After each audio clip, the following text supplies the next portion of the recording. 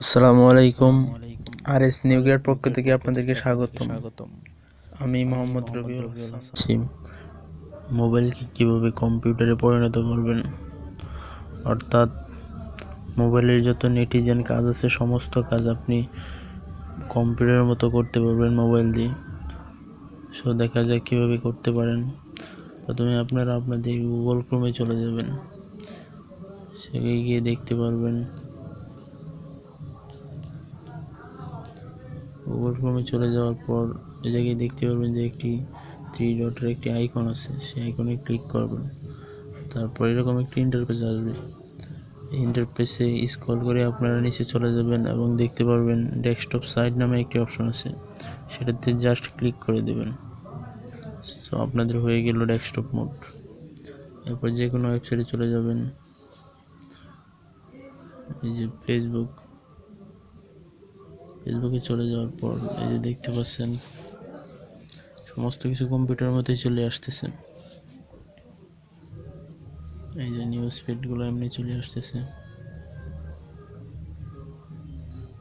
তারপর এই পাশে দেখতে পাচ্ছেন মেনুবারের notification icon, message icon, friends icon, সমস্ত কিছু আস্তে আস্তে চলে আসবে।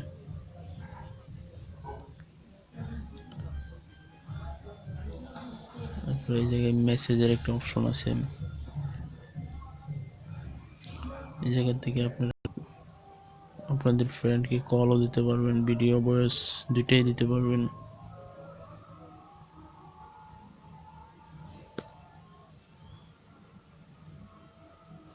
এই কিবোর্ডটা আপনারা কেটে নেবেন।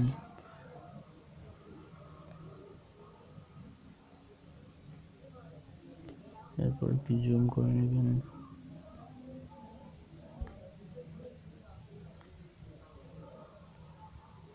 এখানে দেখতে পাচ্ছেন ভয়েস কল এবং ভিডিও কল দুইটাই অপশন আছে। আমি ভয়েস কল দিলাম আমার বন্ধুদেরকে।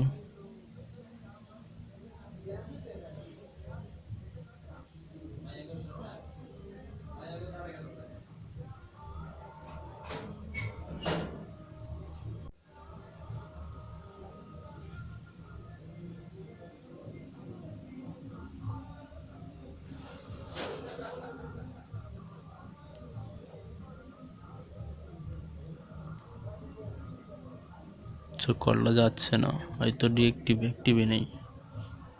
সো আপনারা এমনিভাবে করতে পারেন আপনাদের মোবাইলকে ডেস্কটপে পরিণত। Thank you.